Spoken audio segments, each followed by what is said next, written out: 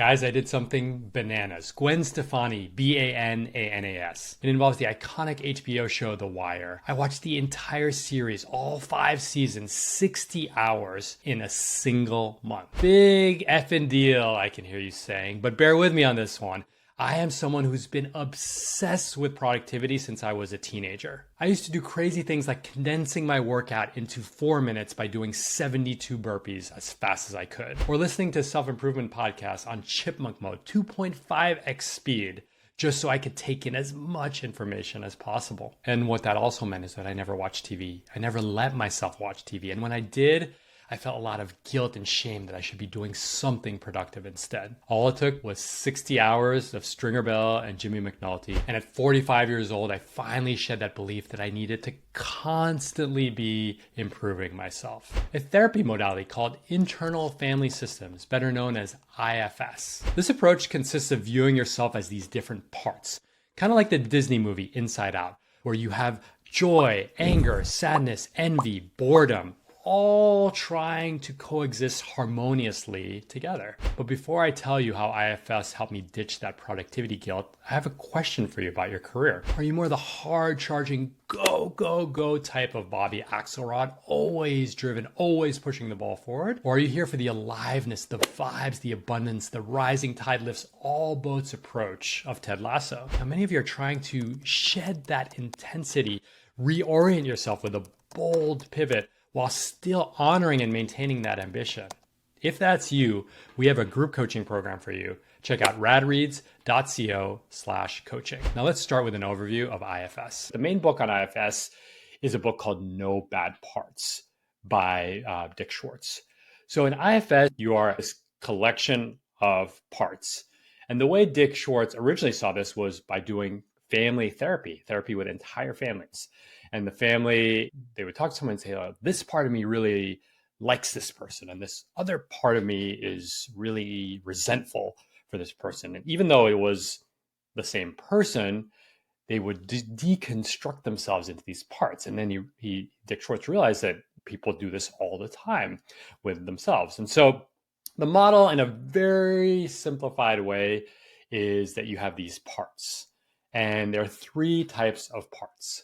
There are managers, firefighters, and exiles, right? And Derek Haswell said that there are probably like 60 to 80 parts. But the way I simplify it to a handful of parts that kind of live inside of you. So let's go through each of these parts. There's the manager part, the firefighter part, and the exile. And so you might be actually very familiar with the manager. The manager is the inner critic, the perfectionist, the people pleaser, the taskmaster, the self-reliant person, right? So the manager is a part of you that is proactive in avoiding dangerous situations for the self, the ego. We'll get into kind of the overarching part. So perfect example, people pleaser. Right? People pleaser hates rejection, right? Rejection is very scary. And so the people pleaser is always being polite and being too accommodating and making themselves into a doormat so that they actually never experience rejection, right? So again, the manager are these kind of preventive parts. The firefighter, on the other hand, is once the thing happens, it's how you react, how you soothe yourself, how you cope. So obviously all of the substances are involved here, all the isms, right? Alcoholism, substance abuse, workaholism, cutting, binge eating. These are the ways when something bad happens, it's the way you make it stop. That's why it's called the firefighter. Doom scrolling, digital escapism, argumentative behavior, defensiveness, right? So again, you can see these parts, right? Inner critic, perfectionist, the manager parts, and then you can see the firefighters, the doom scroller, the fighter, the combatter, the digital escapist, right? The delusional person. And then there's the third part, which is the exiles. So the exiles are kind of these like core parts of ourselves that we don't like. They scare us. They are the fear of death. It's like unlovability.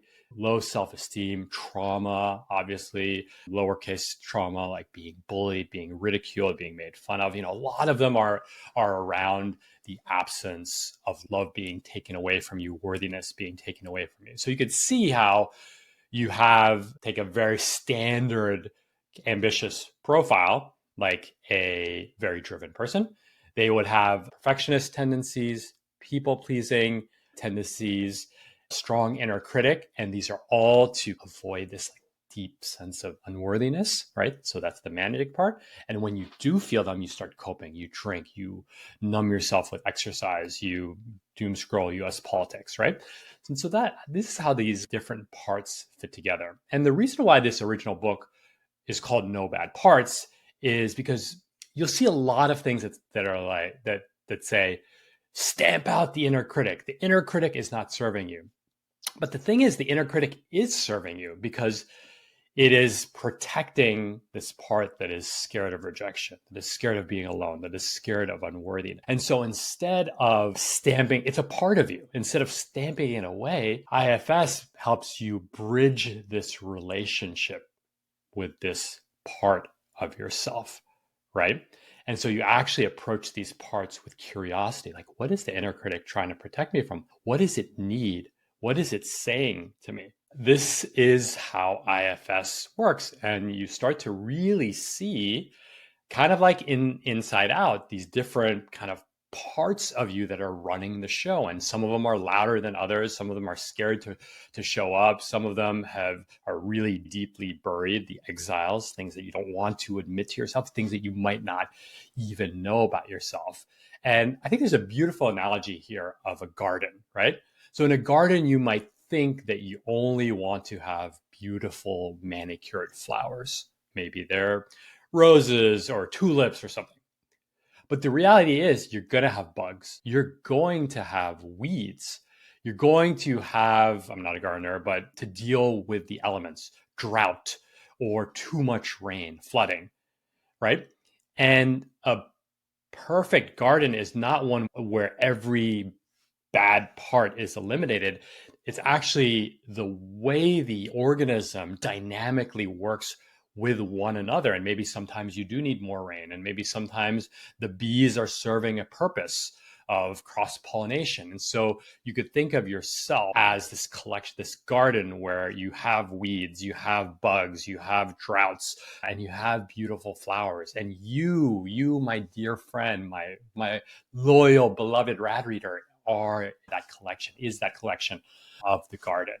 So I'm going to walk you through 4 of these IFS sessions that I have now. I'm not going to share the name of the practitioner. They're amazing. I don't want this to be an endorsement or anything, but comment or message me if you want to know who they are. I'm happy to share their name. And so I've done 4 or 5 of these sessions, and I'm going to break through, and I'm going to tie this through. This does relate to The Wire. I promise you that. So the first one, I'll show you how these sessions begin, is that usually, unlike other therapy, there's not a lot of small talk, at least in the way I've done it, and some of my peers have done it, where it's not like, tell me about what your mom said to you when you were 13 years old, or a lot of chit chat of, how are you feeling right now, or so on. What IFS usually does is it leads in through the body. And you probably, if you're kind of a left brain thinker, you're probably wondering, what the fuck is he talking about? And so in my sessions, you always just close your eyes and you drop in, and they'll ask you something, what are you feeling in your body right now? Which is a very unique question to ask for people who are very cerebral, because we don't feel our bodies a lot. We're just in our heads all the time. They'll have you take a few breaths, close your eyes, ground your feet, pay attention to your breathing, watch your belly go in and out. And you might notice something. You might notice some tingling. You might notice some tightness. You might notice some throbbing in your head. And that's where the IFS coach or therapist, again, it can be therapy, but it doesn't have to be therapy, will use that as like the Trojan horse. So in one of the first IFS sessions, this one was actually in the podcast with Derek Haswell, which we'll link to. We did a mini session, and right away, for me, it's always this kind of pain, tightness above my heart in my upper chest on the left side of my body. And we started to talk about this and so right away they'll ask questions. So first you start to feel it. You might touch it and you might breathe into it. And they might ask you, what color is it? What shape does it have? Again, left brain folks, like myself, hate these questions. But there was a part, and this part was this pain in my chest. And so the therapist, Derek, asked me, and this was in a podcast, asked me to ask it, what is it saying? And right away, it just said, I'm so tired, right? I'm so tired, right? And that was a sign because I sleep 9 hours a night. So my body is not tired, but something in me is so tired. And when we continued to ask the parties, what is it that you need was a question that came up after. I'm giving you the abbreviated version. They tend to be more gentle, where there's a lot more breathing and it goes a little bit slower. But then we asked this part, what is it that you need? The part, which is me, answered, it just needs someone to say thank you. And then these tears started just flooding down my face. Right. And I'm not a crier. So let's think about it. And I hate to intellectualize something that was very felt in the body, but it's clear, just a handful of questions, maybe 5 questions at most. And it just said, I just want someone to say thank you.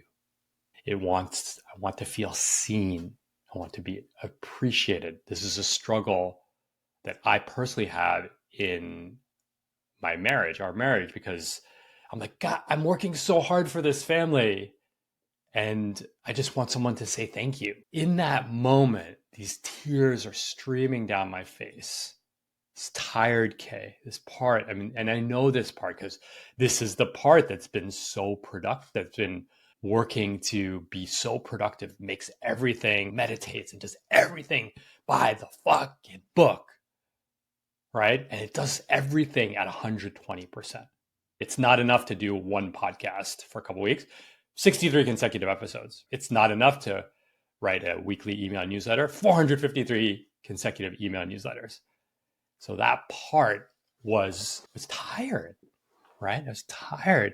But what it really wanted is it just wanted to be seen, right? And we can go back to younger versions of Khe that felt completely unseen by girls, by the cool kids, by everyone but teachers and people who saw that I was, quote unquote, smart. So that was the first kind of big breakthrough in IFS. And I was physically tired for 3 weeks after.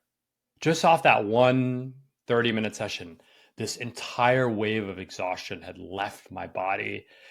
I usually work out 1 to 2 times a day. I wasn't motivated to work out. I wasn't motivated to surf. I wasn't motivated. And you might be wondering, like, shit, Khe, are you scared? And, it was a little scary, but at the same time, it just felt so fucking needed. Like my soul was just like, can someone please give me a break? So I just felt this wave of exhaustion just melt through my body. Now I was kind of unmotivated after that. And that's probably around the time when I started to watch a lot of The Wire. At that point, I was probably finishing up Peaky Blinders. And so then it led to the next session, which I call Retiring the CEO. And so again, similar session where you drop into the body and we identify this part. We'll call this part Ken Griffin.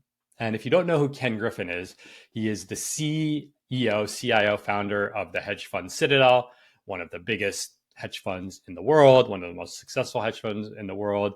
Ken Griffin is notorious for just being so intense and so competitive and so driven. He has a pretty big ego. He recently bought a Stegosaurus Rex for $45 million. He bought a copy of the US Constitution just to throw the middle finger at the NFT, Bitcoin, crypto people that were trying to buy the Constitution during the pandemic. He owns some of the most expensive houses. Actually, a funny story about Ken Griffin was that a friend of a friend worked there. And one day, a pretty senior guy, Ken reportedly walks up to the friend and says, hey, come talk to me about the portfolio. And the friend just like, oh God, the big boss is coming. And he's following him through the office. He's like, follow me. And he's drilling him all these questions. What's the risk here? What happens if this happens? What happens in this scenario? Keeps calling, walks him to the men's bathroom. It's just drilling him. He knows the portfolio by heart. And he walks into the stalls and drops his pants. And my friend is on the other side, drops his pants and just starts ripping number twos, while my friend is on the other side of the stall and just being peppered about questions about the portfolio. Right. So that's Ken Griffin. And so I have in this session, again, eyes closed. Usually I'm actually touching my hand on my chest. We identified who we called the CEO, Ken Griffin. And this was this intense taskmaster that has been pushing Khe for so freaking long, since I was 10. And it's the reason why I'm so tired. And so Ken Griffin but he too was starting to show signs that he wanted to retire. Right? He was showing, again, coming out in the therapy, that he's kind of over this. He doesn't want to live with this maniacal obsession. It's just too much. He's tired. And so he wanted to make this transition to being the chairman. And this is funny. This is literally the conversation that we're having in IFS. And so Ken Griffin, the CEO, wants to become the chairman. So if you remember, if in a corporate structure, the chairman just calls strategy, right? They're not involved in the day-to-day. They set the vision, they make sure everything is moving in the right direction, but they don't take care of all the day-to-day stuff. And so here we're in this conversation between, and I won't get into details, but self is like the narrator. So it's the narrator that's describing the interaction between all the parts. There's a much more complex explanation of self, it's like this true consciousness, but I don't want to get to that today. So this narrator is documenting this tension between the CEO, Ken Griffin, and who wants to be the chairman, but he's scared. Good old Ken is scared because he only knows one way. He's been doing this forever. He's scared that everything's going to fall apart if he becomes the chairman. But he wants to. He's scared. He doesn't trust anyone. And there are these other parts. There's another sneaky part. We're going to call him Pharrell, like the music producer. But there are these other parts that we don't know exactly who's going to run the show if the CEO, Ken, retires and becomes the chairman.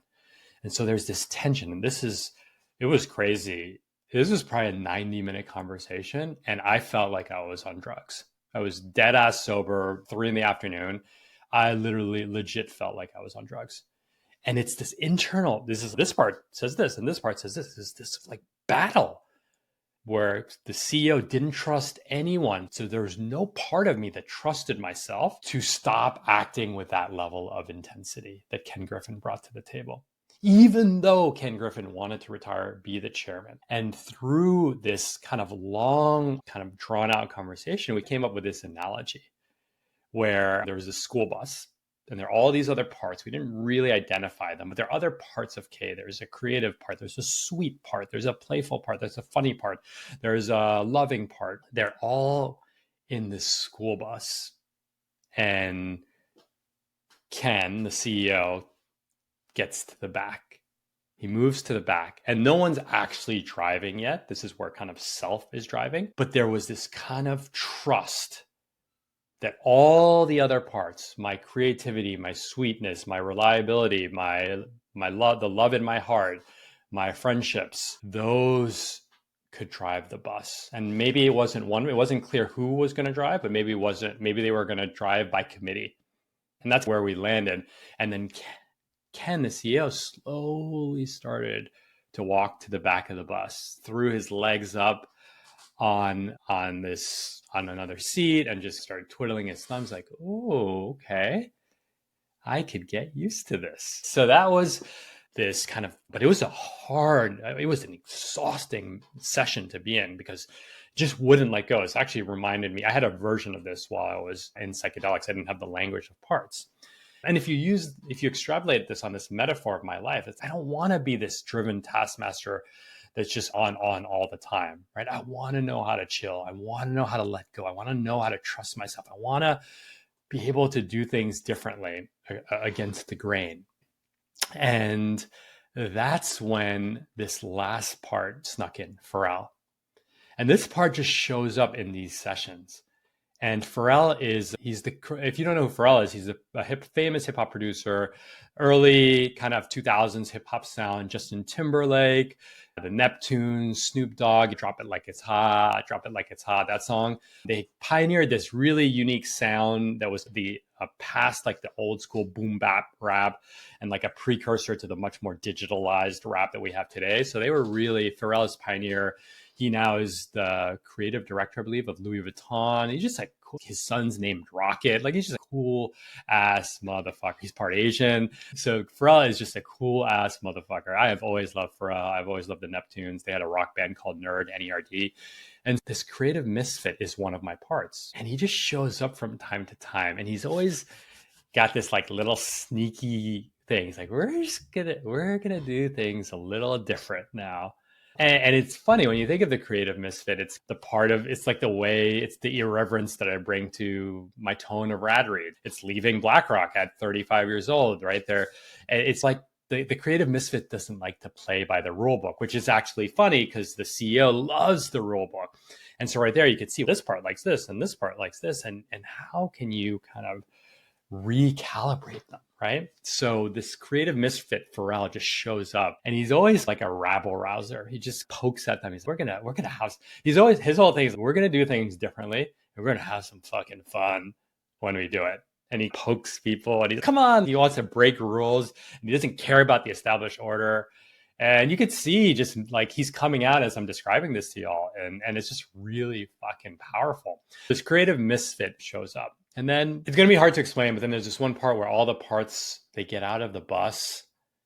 And then for some reason, they all kind of look up into the sky and they just dissolve into stars.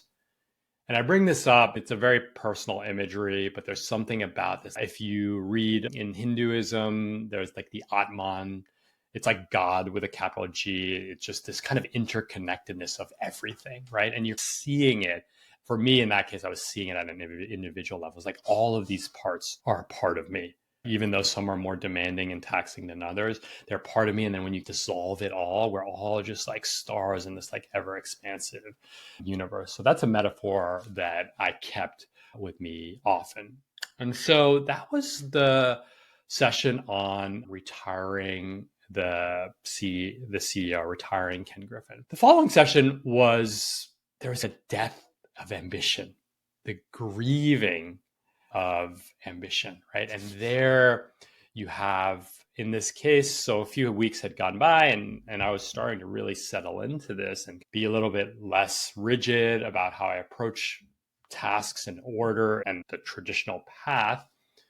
But in between those sessions, I felt myself actually grieving a lot. I was like, oh, if ambitious K redirects his ambition, and I already have when I left Wall Street, I redirected in one regard. But here where even this level of ambition that we're describing transcends whether it's Wall Street or the internet, it's like something in the core.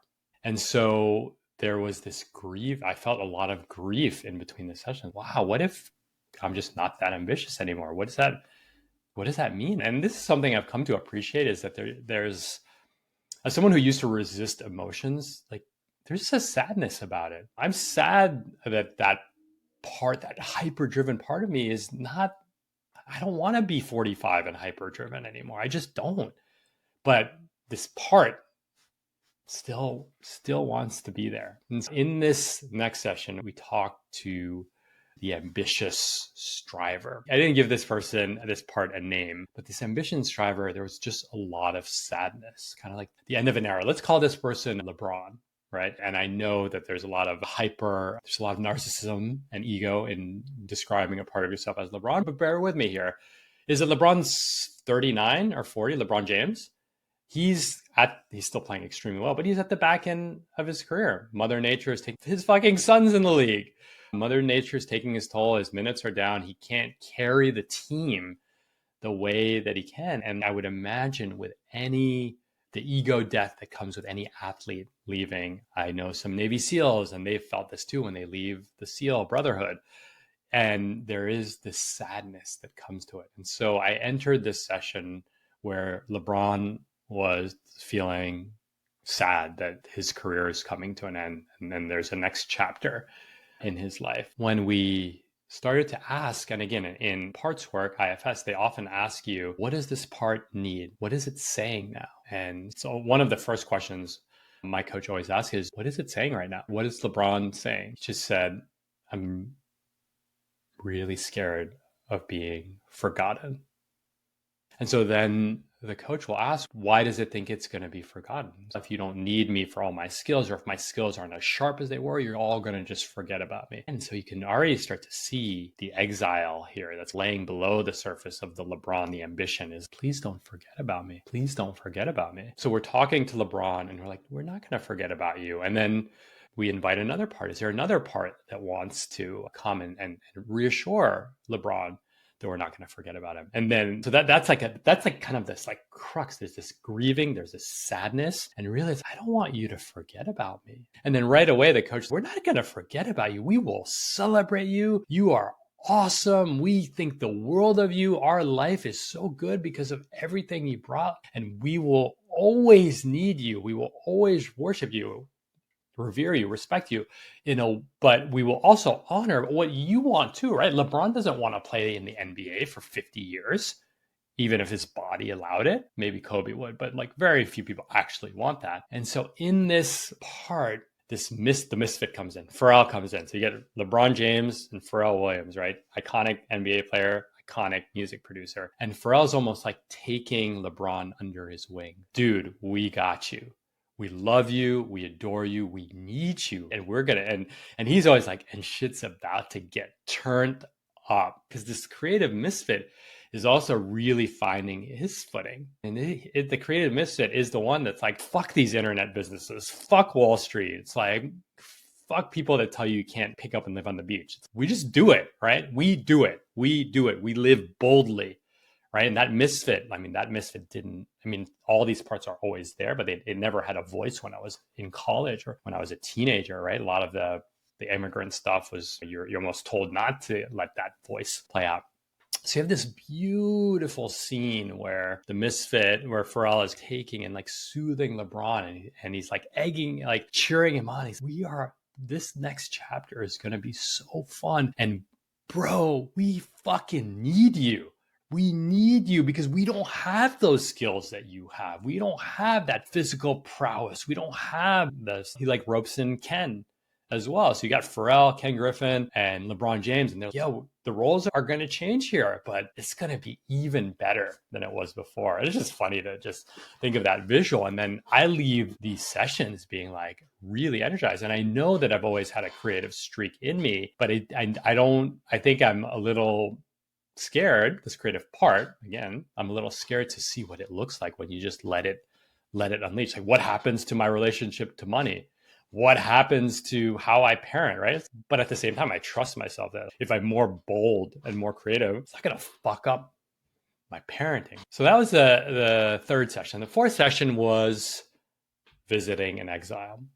And we entered this session with a tremendous back to the tightness in the chest. And there was just this fear of feeling unsafe. And here we had talked through it a little bit, but as I've shared many times, is growing up, I had been mugged multiple times in the East Village of New York City, walking to school, skateboarding, walking with my sister. Bigger kids, sometimes they were threatening. They threatened that they had box cutters in their pockets. They took our Walkman.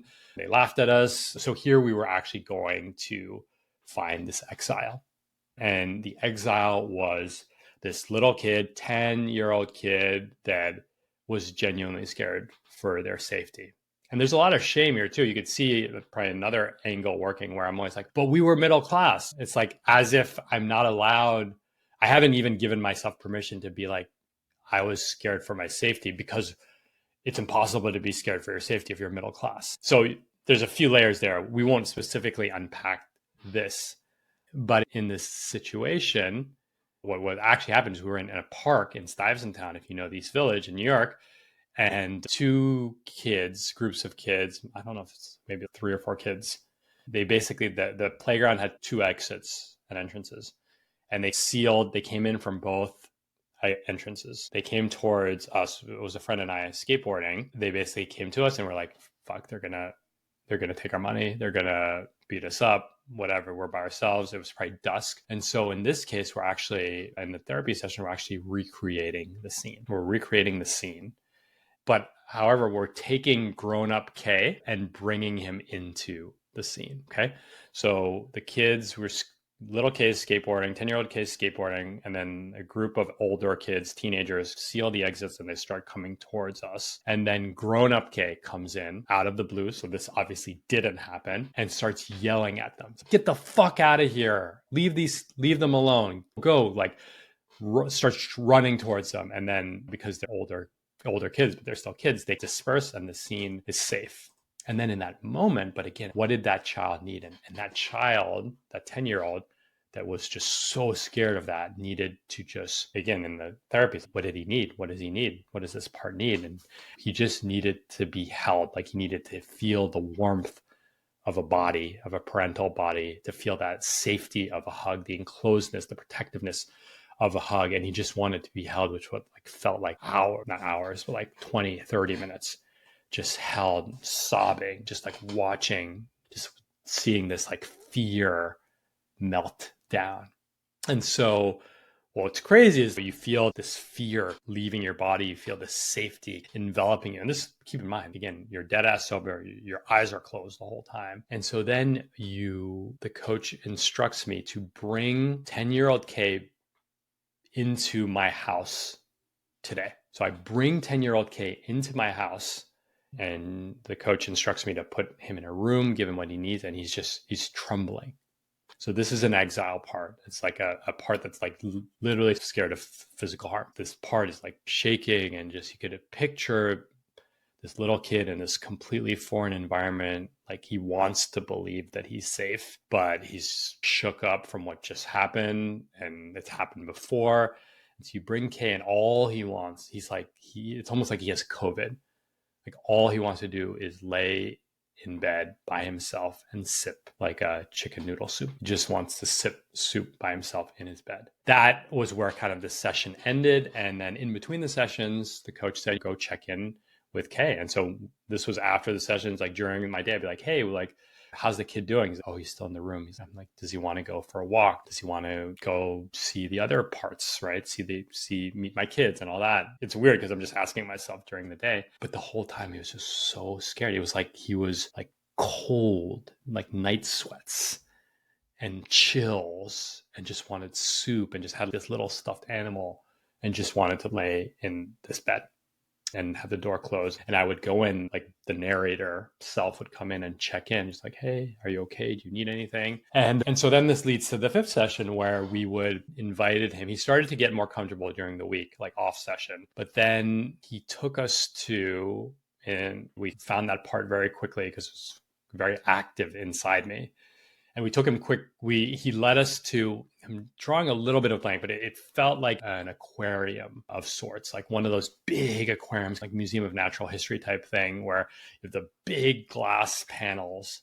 And this part was just this 10-year-old Khe part. We'll call him KK. That was my nickname growing up. So KK is just, like, every step is so small, but he's in this room, in this aquarium. And some of the other parts are around. There's no Ken Griffin, to my knowledge, but some of the other parts are around. They're a little hard to see. And KK is looking into the glass, and on the other side, all he sees is just like thunderstorms and gray and hail and a tempest.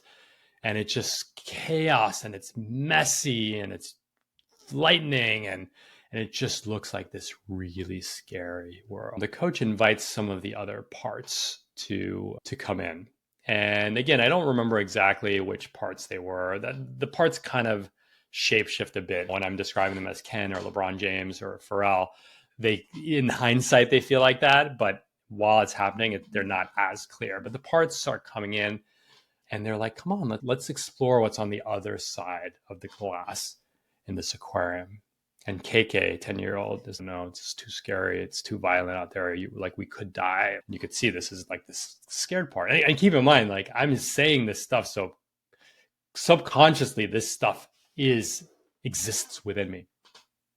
So we finally get KK, we like cross into the other side of the aquarium. We like walk through glass a little bit like they do in cartoons or in fantasy movies. I don't know, Alice in Wonderland or something like that. You like go through the other side of the looking glass. And KK is bracing for this like violence, for this like like destructive. It's like he's scared it's gonna kill him, basically. And he gets there and it's beautiful. It's colorful. It's rich in vegetation.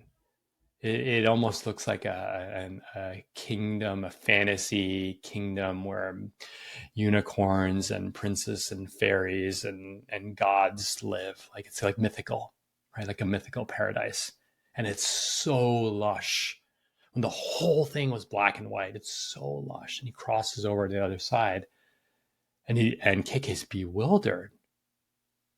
He's completely bewildered because it's not. This whole time he thought it was this terrifying place, terrifying. And he gets to the other side. He's, this is what I was scared of the whole time. Not only is it not scary, it's one of the most beautiful places I've ever seen. I feel so safe. I feel so alive. This is fucking awesome. And then Pharrell comes in, Creative Misfit. We don't call him Pharrell. I'm calling him Pharrell in this video. But Pharrell comes in with his like big old fucking hat from, I don't know, maybe 'Cause I'm Happy, that song. And he just like grabs Kay. He's like, come, let me show you around here. This place is incredible. And there's waterfalls and rainbows. And it's the scenes that my kids see in their princess and fairy tale cartoons. And then all the other parts come in and they become this tour guide, this welcoming tour guide to 10-year-old KK, who's finally, there's like even as I'm talking about now, there's like a lightness in my chest. And they're so sweet to him. They're so caring to him. All the other parts, Ken, LeBron, Pharrell, many, many other parts. And you see KK just let his guard down. He starts to breathe. My cousin had asthma and lived in Paris. And then he moved to the mountains and then he could breathe. Like there's the change in air and he could breathe. And there was that feeling like I can breathe. I'm alive. I'm safe. I'm me, right? This little kid. And the image ends with all of them holding hands, all the parts holding hands. So you got Pharrell, LeBron, KK, bunch of other parts, joy, sadness, take your inside out characters. And they're just holding hands. And then they look up to the sky. And then it's just a beautiful, expansive sky, just littered with stars. And that is the oneness, the beauty of the self. Thanks for watching.